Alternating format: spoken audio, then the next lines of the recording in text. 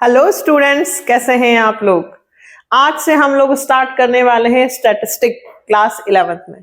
और सबसे पहले मैं वो टॉपिक्स ले रही हूं जिनके क्वेश्चंस एग्जाम्स में बिल्कुल आएंगे, जिसमें से एक चैप्टर है कोरिलेशन, है ना। 6 मार्क्स का क्वेश्चन है। तो मैं आप लोगों को अगले 3 वीडियोस में कोरिलेशन कंप्लीट करवाने वाली हूं विद थ्योरी। यहां पे मैं आपको कोरिलेशन का मीनिंग, टाइप्स, डिग्री, इंपॉर्टेंस और कौन कौन सी मेथड्स होती हैं और एक मेथड यहां पे समझाने वाली हूं।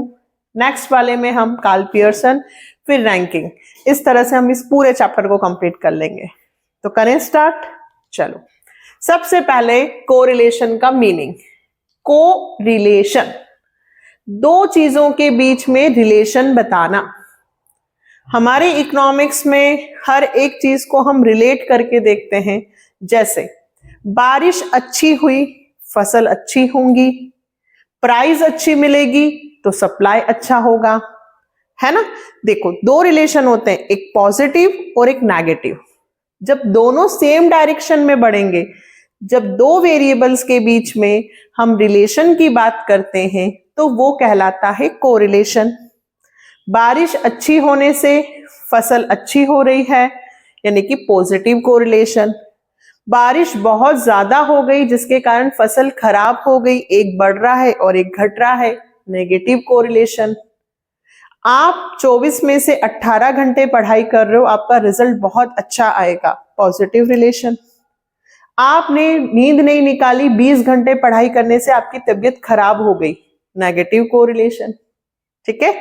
तो correlation meaning relationship between two variables of a series so that change in the value of one variable are associated with change in the value of other variable।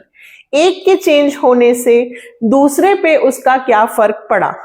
यदि मैं 12 घंटे की जगह 14 घंटे पढ़ाने लगी तो उससे रिजल्ट में इंप्रूवमेंट हुआ। ठीक है।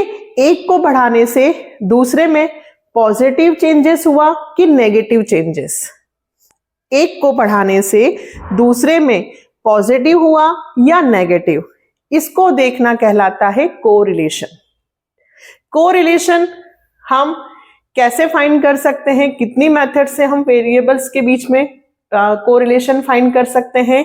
फर्स्ट मेथड स्कैटर डायग्राम, जो कि सिंपल एंड अट्रैक्टिव मेथड है, जिसमें हम डायग्रामेटिक रिप्रेजेंटेशन के द्वारा ये बताते हैं कि उनके बीच में कैसा रिलेशन है। दूसरी Karl Pearson. Karl Pearson economics ने हमें टोटल 4 मेथड्स दी हैं। Actual mean method, direct method, shortcut method और स्टेप डेविएशन मेथड, जिनसे हम कोरिलेशन फाइंड कर सकते हैं।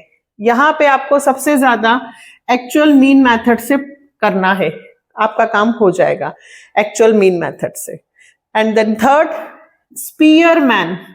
स्पीयरमैन जो थे रैंकिंग मेथड इन्होंने बनाई, इनका नाम था चार्ल्स एडवर्ड। ये ब्रिटिश साइकोलॉजिस्ट थे।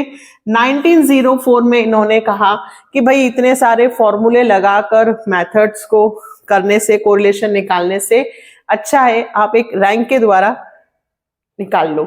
इन्होंने रैंकिंग मेथड से कोरिलेशन निकालना सिखाया। ये भी हम सब सीखेंगे। अब ये सब कोरिलेशन की मेथड्स हैं। ये सब कोरिलेशन निकालने से क्या बेनिफिट होता है, तो भाई measuring the extent of relationship between two variables in one figure. हमें पता चलता है, हमें बिजनेस के, जैसे कि यहां लिखा है मैंने, to facilitate the decision making in the business world, है ना। अब बिजनेस में हमें देखना है कि भाई प्राइस दिन पे दिन बढ़ती जा रही है तो डिमांड कम हो रही है। तो डिमांड को बढ़ाने के लिए प्राइस बढ़ रही है तो डिमांड कम हो रही है। तो डिमांड को बढ़ाएं, कैसे बढ़ाएं, या तो प्राइस को कम करें। तो ये जो सारी चीजें होती है कि या अगर मैं फर्म प्रोड्यूसर्स के पॉइंट ऑफ व्यू से देखूं है ना। तो मुझे अगर बाजार में अच्छी प्राइस मिलेगी तो मैं अपनी सप्लाई को बढ़ाऊंगी, है ना, और अगर मुझे प्राइस अच्छी नहीं मिली तो मैं सप्लाई को नहीं बढ़ाऊंगी। तो ये देखना पड़ता है कि प्राइस कितनी चेंज हुई, कितनी चेंज होने से सप्लाई में कितना चेंज हुआ, ज्यादा चेंज हुआ कि कम चेंज हुआ। तो ये सारी जो चीजें हैं वो हम कहाँ से देख सकते हैं, कोरिलेशन से।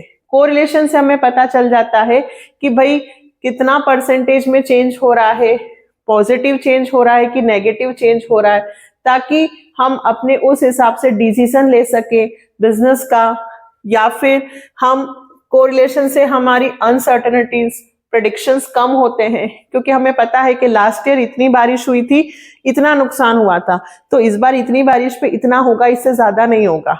मतलब कोरिलेशन से प्रेडिक्शन की संभावना कम हो जाती है। ये इसके बेनिफिट हुए। To facilitate understanding of economic behaviour. Economics में सारी चीजें, प्राइस, डिमांड, सप्लाई, ये सब कैसे इम्पैक्ट हो रही है, कौन सी चीज किस पे कितनी डिपेंड है, किसके चेंज होने से कितना चेंज हो रहा है, पॉजिटिव चेंज हो रहा है कि नेगेटिव चेंज हो रहा है, ये सारी चीजें हम कहाँ से देखते हैं, कोरिलेशन से। और बेटा गवर्नमेंट, सरकार जैसे कि जितनी भी पॉलिसीज बनाती है सब कुछ, तो उनको डाटास चाहिए, है ना, तो ये सब चीजें डाटास ही एक तरह से। फिर टाइप्स ऑफ कोरिलेशन। कोरिलेशन जो संबंध है वो कितने तरह का हो सकता है। पहले तो पॉजिटिव या नेगेटिव कोरिलेशन हो सकता है। यदि दोनों वेरिएबल सेम डायरेक्शन में जा रहे हैं, प्राइस बढ़ रही है और सप्लाई भी बढ़ रही है, दोनों सेम डायरेक्शन में जा रहे हैं, तो दैट मीन्स हम कहेंगे पॉजिटिव कोरिलेशन। यदि प्राइस ऊपर जा रही है और डिमांड नीचे जा रही है, एक ऊपर और एक नीचे, दोनों अपोजिट डायरेक्शन में मूव कर रहे हैं, तो वो नेगेटिव कोरिलेशन। देखिए जब कोई मम्मी पापा हमारे लिए अच्छी बातें करते हैं तो हम उनके साथ बोलते हैं हाँ हाँ हाँ हाँ हाँ हाँ, पॉजिटिव कोरिलेशन। और जब मम्मी पापा अपने मोबाइल को लेकर बात कर रहे हैं या बोल रहे हैं तो पढ़ाई नहीं करता है, तो हम कहते हैं नहीं नहीं ऐसा नहीं है, मतलब वो अलग बोल रहे हैं और हम अलग जा रहे हैं, तो नेगेटिव कोरिलेशन। ठीक है। फिर लीनियर कोरिलेशन और नॉन लीनियर कोरिलेशन। देखो, when change in one variable tends to bear a constant ratio to the amount of change in other variable. यदि प्राइस में 10% का चेंज हुआ है तो डिमांड में भी 10% का ही चेंज हुआ है, दोनों में सेम कांस्टेंट रेशियो में यदि चेंजेस हुआ है तो वो कहलाता है लीनियर। और जब दोनों में सेम कांस्टेंट रेशियो में चेंज नहीं होता है तो वो कहलाता है non linear. When change in one variable tends does not bear a constant ratio to the amount of change in other variables, non-linear।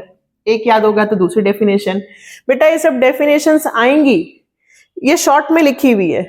जब when two variables move same direction is called positive, when two variables moves opposite direction negative। कितना simple है।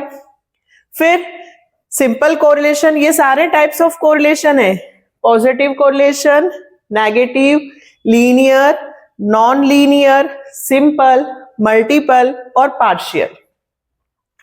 Simple correlation जब हम केवल दो लोगों के बीच में, दो वेरिएबल्स के बीच में स्टडी करेंगे तो सिंपल कोरिलेशन।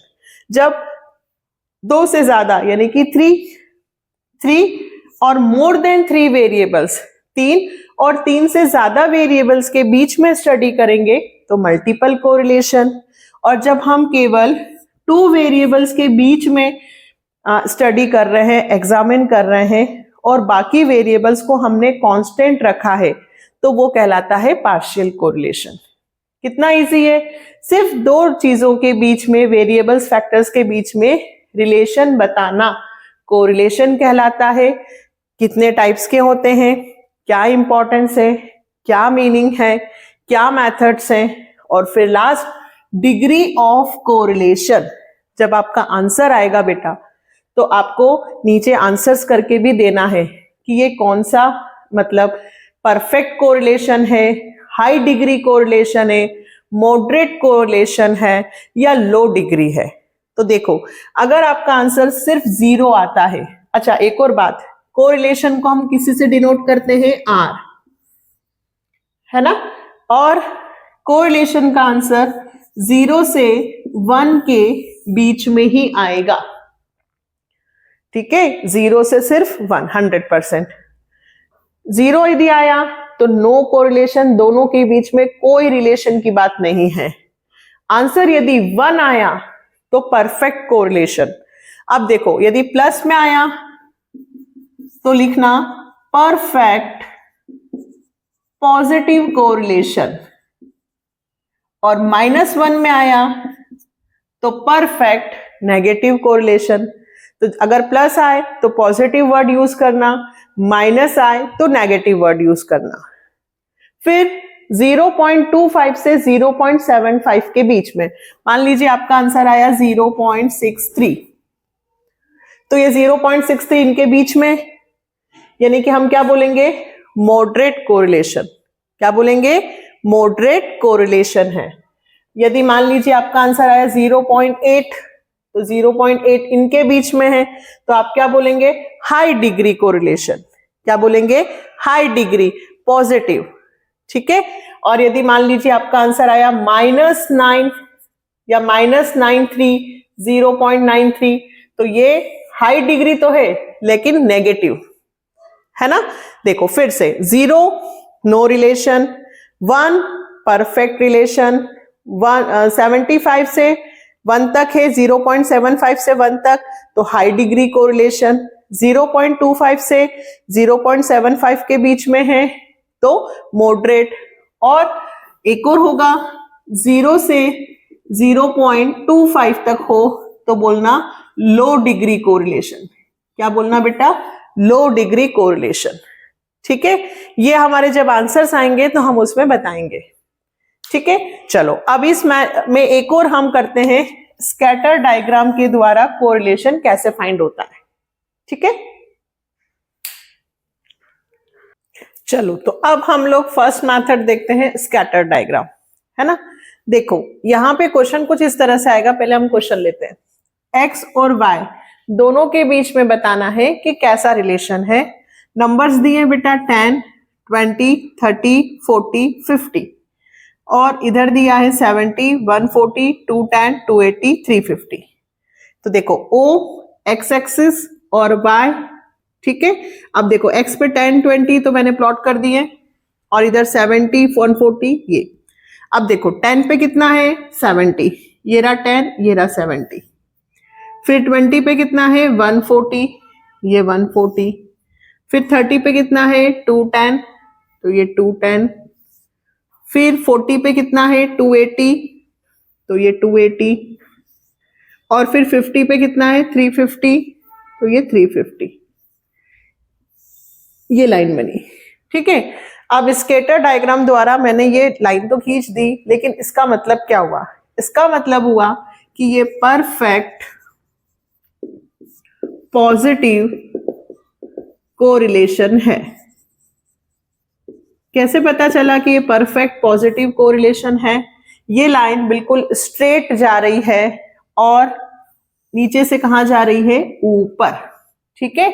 जब नीचे से ऊपर जाती है अपवर्ड डायरेक्शन होता है तो अपन उसको बोलते हैं पॉजिटिव, और ऊपर से नीचे आती है डाउनवर्ड तो बोलते हैं नेगेटिव। तो जब ये स्ट्रेट लाइन बने तब वो पॉजिटिव कोरिलेशन है, ठीक। तो इसलिए मैंने यहां सारी कंडीशन लिख दी है कि कोई सा भी क्वेश्चन आपके सामने आता है आप उसका डायग्राम बनाकर ये बता सकते हो कि कौन सा कोरिलेशन है। अगर मान लीजिए स्ट्रेट लाइन बनती है तो परफेक्ट पॉजिटिव कोरिलेशन जो मैंने बनाया। अगर लाइन बनती है स्ट्रेट बट ऊपर से नीचे की तरफ बनती है, अपवर्ड डाउनवर्ड डायरेक्शन में बनती है, तो परफेक्ट नेगेटिव कोरिलेशन।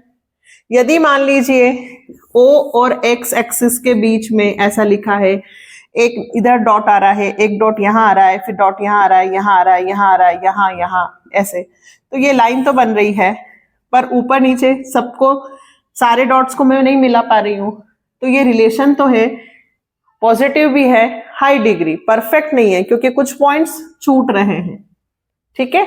फिर यदि एक इधर जा रहा है, एक यहां जा रहा है, एक यहां जा रहा है, यहां, तो इनके बीच में कोरिलेशन है, लेकिन कौन सा है? लो डिग्री। दोनों में अंतर समझ में आ रहा है? इसमें है लेकिन पास पास है डॉट्स, इसमें एक यहां है, एक यहां है, एक यहां है, एक यहां है, एक यहां है, तो ये लो डिग्री कोरिलेशन। अगर ऐसा डायग्राम बने, मान लीजिए अगर डायग्राम में एक यहां आ रहा है, एक यहां, एक यहां, एक यहां, तो ये तो कहीं से भी लाइन बन ही नहीं रही है, सब दूर दूर जा रहे हैं, तो इसका क्या होगा? No correlation. मान लीजिए एक यहां डॉट बना, एक यहां, एक यहां, एक यहां, तो ये भी क्या बना? No correlation. मतलब यदि क्वेश्चंस आपके सामने हो तो हम डायग्राम के द्वारा भी ये बता सकते हैं कि कौन सा कोरिलेशन है। एक क्वेश्चन और देखते हैं हम आपकी बुक का।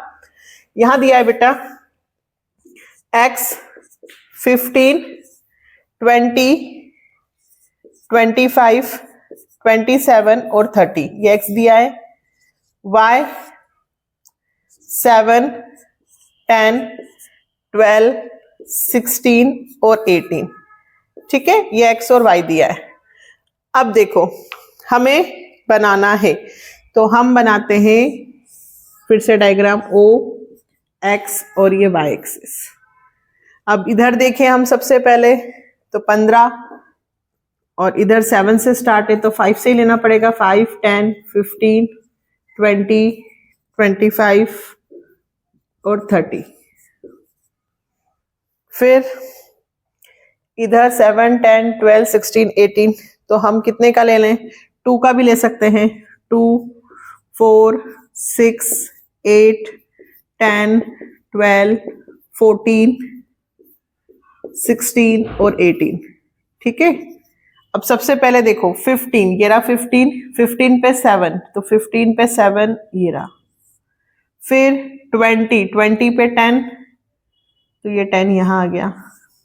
फिर 25, 25 पे 12, ये ऊपर गया। फिर 27 पे 16 है, तो 27 बीच में 16th, तो 16 ये यहां गया। और 30 पे 18, 30 पे 18 ये यहां गया। वही बन रहा है। इसको बोल सकते हैं हम परफेक्ट की जगह बिल्कुल स्ट्रेट नहीं जाएगा तो हाई डिग्री कोरिलेशन बोल सकते हैं। क्या बोल सकते हैं इसको? High degree correlation. परफेक्ट बिल्कुल स्ट्रेट नहीं जा रहा है तो हाई डिग्री कोरिलेशन। ये हो गया आपका स्कैटर डायग्राम। अब कार्ल पियर्सन तो हम अलग सीखेंगे। रैंकिंग मेथड का आपको मैं एक क्वेश्चन और सिखाती हूं कि रैंकिंग मेथड में हम कोरिलेशन कैसे निकालते हैं। चलो अभी हमने स्कैटर डायग्राम मेथड देखी, अब हम लोग रैंकिंग मेथड देखते हैं। रैंकिंग मेथड, जिसको स्पीयरमैन रैंकिंग मेथड भी कहते हैं, इसमें भी 2 वेरिएबल्स दिए होंगे और आपको क्लियरिफाई करके दिया होगा रैंकिंग मेथड से सॉल्व करो। अच्छा, क्वेश्चन में डायरेक्ट रैंक देकर भी कई बार पूछा जा सकता है कि सिर्फ ऑलरेडी उन्होंने रैंक दे दी तो कैसे कोरिलेशन निकालेंगे। और अभी कोई भी नंबर यहाँ पे रिपीट नहीं हो रहा है, अगर रिपीट होता है तो उससे कैसे क्वेश्चन होगा वो भी हम देखेंगे। पहले सिंपल क्वेश्चन है, x और y लिखा है और कहा है रैंकिंग मेथड से कोरिलेशन निकालो। बेटा आपको सबसे पहले x में R1 रैंक देना है, ठीक है, और y में R2। तो देखो यहां पे पहले x की बात कर रही हूं। x में सबसे बड़ा नंबर कौन सा है? हम सबसे बड़े नंबर को भी 1 मान सकते हैं, सबसे छोटे नंबर को भी 1 मान सकते हैं। आपके ऊपर डिपेंड करता है कि आप कैसे कर रहे हो। मैं सबसे बड़े नंबर को 1 मानूंगी, मतलब सबसे पहले 12, ठीक है, इसको 1। फिर 12 के बाद से छोटा 2, फिर 3, फिर 4, फिर 5 और फिर 1। रैंक दी है मैंने बेटा। ये सबसे बड़ा, इससे छोटे को 2, इससे छोटे को 3, ऐसे। अब y में रैंक दूंगी तो y में सबसे बड़ा कौन सा है? 1, ठीक है, 32। अब यहां तो सब लाइन से ही लिखे हुए नंबर है, 3, 4, 5 और ये 1, 2, 3, 4, ये 5 और ये 6।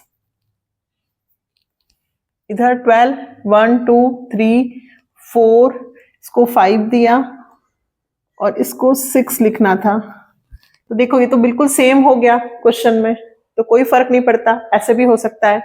डी, डी कैसे निकलेगा? R1 माइनस R2, फिर क्या निकलेगा? डी, R1 माइनस R2, फिर डी का क्या करना? स्क्वायर। ठीक है, तो यहां तो सबके 0 आएंगे, तो मैं क्वेश्चन को थोड़ा सा चेंज कर देती हूं। चेंज कैसे? देखो मैं यहां लिख देती हूं 10, 8 और 6, तो चेंज हो जाएगा। इसको देख लो, क्वेश्चन को थोड़ा सा मैंने चेंज कर दिया। सबसे पहले 12, 1, 1 के बाद 10 को कितना लिखूं? 2, फिर 3, फिर 4, फिर 5 और फिर 6। अब हो जाएगा। ठीक है, मैंने बुक का क्वेश्चन लिया था बट दोनों सेम आ रहे थे, मैंने क्वेश्चन को चेंज कर दिया।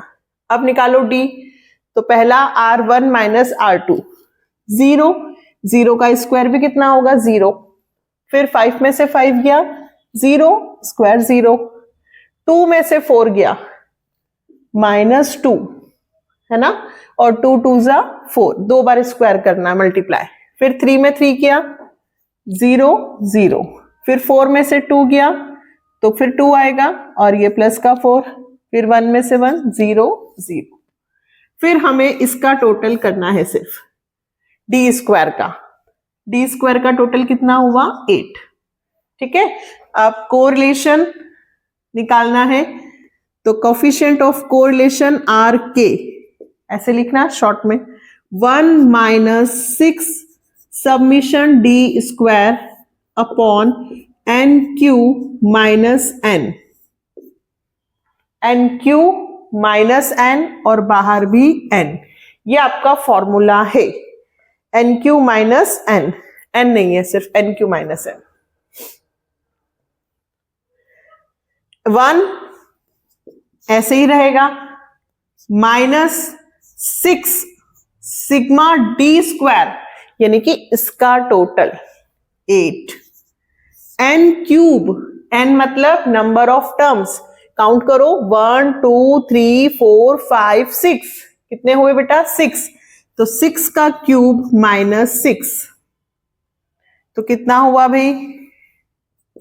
1 माइनस 8 6 जा 48, 6 का 3 बार मल्टीप्लाई करना है, कितनी बार? 3 बार, 6 इंटू 6 इंटू 6, 6 6 जा 36, 36 में 6 का करूंगी 216, 216 में से 6 माइनस हो गए तो 210। अब पहले 1 माइनस 48 डिवाइडेड बाय 210, 6 8 जा, ये कैंसिल होगा क्या? 6 3 जा 18, 19 20 21, 6 5 जा, 6 की टेबल से मैंने काट दिया, 6 8 जा, 6 3 जा 18, 19 20 21 3, 6 5 जा 8 डिवाइडेड बाय 35। देखो 35 बड़ा है, पॉइंट लगा के 0 लगाना, 35 2 जा 70, 0, 8 में से 7 गया, 1 में करके इसलिए बता रही हूँ क्योंकि आप लोग बोलेंगे कि अरे इनकी कैलकुलेशन कैसे करेंगे। 35 10, फिर क्या करूं? 35 0, 35 2 जा 3, 2 ही जाएगा, 3 तो बड़ा हो जाएगा, तो 0.22, 1 माइनस 0.22, माइनस कर दिया, 1.00 लिखना बेटा, और 0.22 माइनस होगा, तो 10 में से 2 गया 8, 9 में से 2 गया 7, यहां 0, आंसर आया 0.78। आया समझ में? पहले मल्टीप्लाई किया, 6 का 3 बार मल्टीप्लाई, 216, 6 माइनस 210, मैंने एक बार कैंसिल कर दिया, फिर 8 डिवाइडेड बाय 35 डिवाइड किया, 0.22 आया, 1 में से 0.22 गया 0.78, ये आपका आंसर आ गया। ये आया, इसको क्या बोलूंगी बताओ? 75 से ज्यादा है तो ये लिखूंगी मैं हाई डिग्री कोरिलेशन। देखो अभी जो था इसमें एक भी नंबर रिपीट नहीं हो रहा था, अब मैंने एक और क्वेश्चन लिया है जिसमें नंबर रिपीट हो रहे हैं, सेकंड क्वेश्चन, ये भी हमें रैंकिंग मेथड से ही करना है बेटा, है ना। देखो x लिखा है और मैंने R1 के लिए पहले स्पेस छोड़ा, फिर y लिखा। इन दोनों के बीच में रैंकिंग मेथड से कोरिलेशन फाइंड करना है, R निकालना है। सबसे पहले देखो, इस पूरे में 19 नंबर 2 बार रिपीट हो रहा है। जब नंबर रिपीट होता है तो रैंकिंग मेथड से कोरिलेशन कैसे फाइंड होगा। सबसे पहले सबसे बड़ा नंबर देखो 23, इसको मैं कितना लिखूंगी 1, 24 है 1, 23 को कितना लिखूं 2। फिर उसके बाद 3, अब देखना 3 पर भी 19 आ रहा है और 4 नंबर पे भी 19 आ रहा है, थर्ड नंबर और फोर्थ नंबर। ध्यान से समझना बेटा, 19 नंबर 2 बार रिपीट हो रहा है, मतलब तीसरे नंबर पे भी 19 आ रहा है और चौथे नंबर पे भी 19 आ रहा है। पर मैं इसे तीसरा बोलूं, इसे चौथा बोलूं तो गलत हो जाएगा, क्योंकि दोनों ही तो 19 नंबर है। तो एक नंबर 19 2 बार रिपीट हो रहा है, 2 टाइम्स रिपीट, ठीक है। तो यहां लिख लेना m = 2। अभी सब समझाने वाली हूं। थर्ड नंबर और फोर्थ नंबर का एवरेज निकालूंगी। नंबर कितनी बार रिपीट हो रहा है 2 बार, तो 3 + 4 डिवाइडेड बाय 2। यदि नंबर 3 बार रिपीट होता तो 3 से डिवाइड करती, तो 7/2 3.5। यानी कि मैंने 19 और 19 को थर्ड और फोर्थ नंबर नहीं बोलूंगी, बल्कि बोलूंगी 3.5 3.5, दोनों को 3.5 3.5 कहूंगी। नंबर थर्ड और फोर्थ दोनों चले गए। आगे बढ़ते हैं, ये फिफ्थ नंबर और ये सिक्स्थ। मैं आपको इसकी क्वेश्चंस की और प्रैक्टिस करवाऊंगी, डोंट वरी। अभी सिर्फ बेसिक बता रही हूं ताकि वीडियो बहुत लंबा ना हो जाए, क्योंकि मीनिंग थ्योरी सब बता दिया, स्कैटर डायग्राम, रैंकिंग मेथड और एक ऐसा। नेक्स्ट वीडियो में फिर मैं आपको कार्ल पियर्सन और रैंकिंग के और क्वेश्चंस भी करवाने वाली हूं, तो डोंट वरी।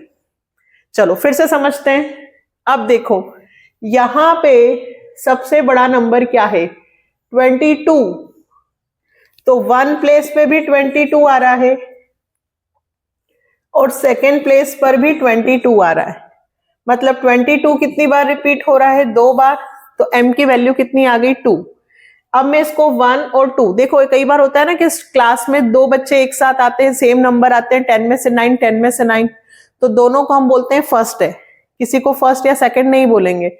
यहां पे एक नंबर 1 है और एक 2, 1 प्लेस पे भी 22 आ रहा है, फर्स्ट रैंक पे भी और सेकंड रैंक पर भी 22 आ रहा है, तो मैं 1 और 2 को प्लस करके 2 से डिवाइड करूंगी, 3/2, तो मैं दोनों को कितना बोलूंगी 1.5 1.5।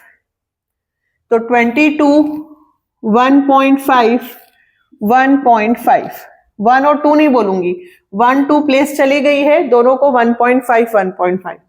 थर्ड पे 20, फिर फोर्थ, फिर फिफ्थ और फिर सिक्स्थ। ये मैंने रैंकिंग दी। अब क्या करूंगी बेटा, माइनस करूंगी, ठीक है। तो मैं थोड़ा सा कैलसी की मदद ले लेती हूं, कर लेंगे। 3.5 - 6 कितना आएगा 2.5, इसका स्क्वायर करना 2 बार 6.25। फिर 1 में से 1.5 गया 0.5, अच्छा ये माइनस का आएगा, 3.5 में से 6 गया, 1 में से 1.5 गया, ये भी माइनस का आएगा, 0.5 का 2 बार मल्टीप्लाई करोगे 0.25। फिर 6 में से 3 गया 3 का 2 बार मल्टीप्लाई करोगे 9, 2 में से 5 गया -3 9। अच्छा माइनस का डिजिट हो जब स्क्वायर करते हैं तो प्लस ही हो जाएगा, वो माइनस नहीं रहेगा, जैसे -3 इंटू -3, तो 3 3 जा कितना हुआ बेटा 9, लेकिन किसका साइन आएगा प्लस का।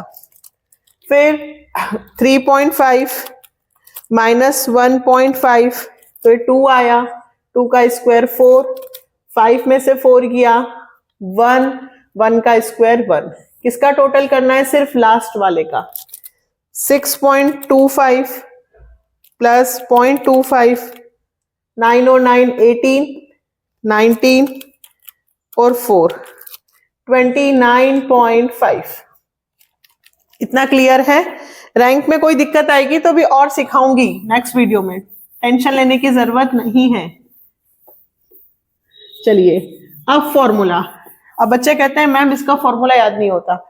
अरे कैसे याद नहीं होता, देखो रैंक 1 - 6, ठीक है, सिग्मा डी स्क्वायर, 6 बाहर लिख दिया, sigma D square plus m कितनी बार है? 2 बार, तो 1/12 MQ - m।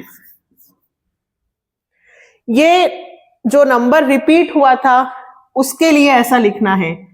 एक नंबर कौन सा रिपीट हुआ था? 19, तो ये जो बना वो 19 के लिए बना। फिर अगला नंबर रिपीट हुआ था 22, तो सेम बेटा एक बार और लिखना होगा 1/12 MQ - m। ये कितनी बार लिखना होगा? जितने नंबर रिपीट हुए, सपोज करो 3 नंबर रिपीट हुए तो ये आपको 3 बार लिखना होगा। आपको सिर्फ क्या याद करना है? 1/12 MQ - m। ये 19 के लिए, 1/12 MQ - m ये 22 के लिए। अगर सपोज करो एक नंबर और रिपीट होता तो एक बार और लिखते। जितने रिपीटेशन होंगे m की वैल्यू उतनी होगी। सॉरी, नीचे NQ - n।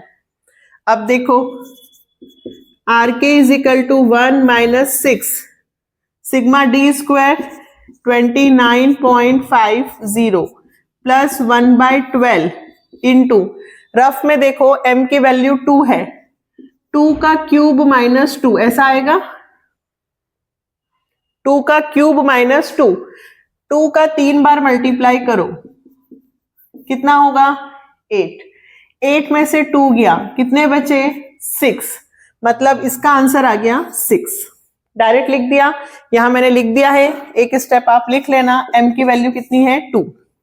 फिर से प्लस 1/12, यहां भी m का क्यूब यही रहेगा, 2 का क्यूब, क्योंकि ये भी 2 बार रिपीट हो रहा था और ये भी 2 बार रिपीट हो रहा था, तो 2 का क्यूब, 2 2 जा 4, 4 2 जा 8, 8 में से 2 गया 6, अपॉन में n क्यूब 1 2 3 4 5 6, 6 का क्यूब -6। अब 1 - 6, देखो 6 1 जा 6 2 जा 6 1 जा 6 2 जा, मतलब 1/2, 1/2 को क्या बोल सकती हूँ? 0.5। ये 1/12, 1/12 इंटू 6 था, 1/2 1/2 बचा, तो ये आ गया आपका 29.50 प्लस 0.50 प्लस 0.50। नीचे 6 का क्यूब, वही अभी जो किया था, 6 6 जा 36, 36 6 जा 216, 216 में से कितने माइनस हुए?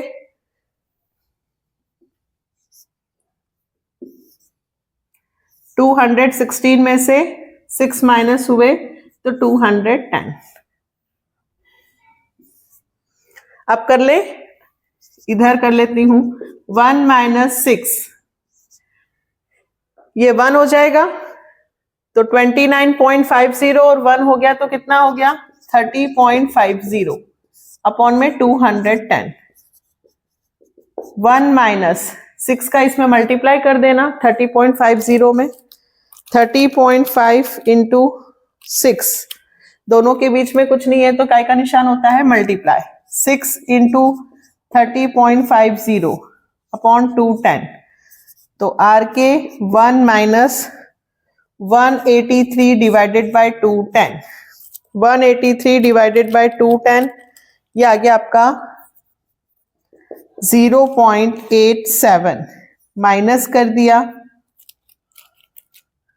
0.12, कितना आया इसका आंसर? 0.12, ये आपका आंसर आ गया। ठीक है, 2 डिजिट तक ठीक रहेगा, ज्यादा निकालना है तो कोई दिक्कत नहीं। अब देखो, कुछ स्टूडेंट्स कहें कि मैम 183 डिवाइडेड बाय 210 था, तो 3 से पहले छोटा कर लो अगर चाहो तो। 183 है ना, डिवाइडेड बाय 210 है, तो तो 3 6 जा 18, 3 1 जा 3 7 जा और ये 0, 61 का 70 से डिवाइड कर दो तो कर सकते हैं। पॉइंट लगा, ठीक है, 0 लगा, फिर कितना आएगा 7 8 जा 56, इस तरह से करके निकाल लीजिए। तो आया आप लोगों को?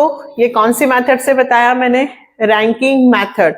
एक सिंपल जिसमें डिजिट रिपीट नहीं होते, दूसरा जिसमें नंबर रिपीट होते हैं। फिर से सुनना, नंबर रिपीट होते हैं तो जिस प्लेस पे मान लीजिए 4th नंबर पे भी सेम आ रहा है, 5th पे भी सेम आ रहा है, तो मैं 4th और 5th को प्लस करके 2 से डिवाइड कर दूंगी, तो 4.5 लिखूंगी। 1/12 MQ माइनस M, बस इतना याद रखना है। रैंकिंग मेथड का फॉर्मूला क्या होता है? 1 minus sigma D square upon NQ minus N। बस यदि रिपीट होगा तो साथ में 1/12 MQ माइनस M और लिखना है। क्लियर? ठीक है।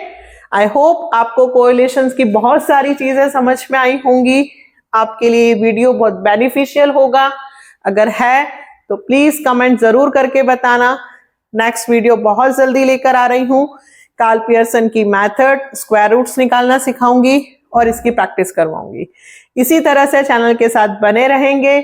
आपके पास पूरा अकाउंट का सिलेबस है और अब आपको स्टैटिस्टिक के भी वीडियोस मिलेंगे। ठीक है, तो इसी तरह से चैनल के साथ बने रहेंगे। Bye, take care.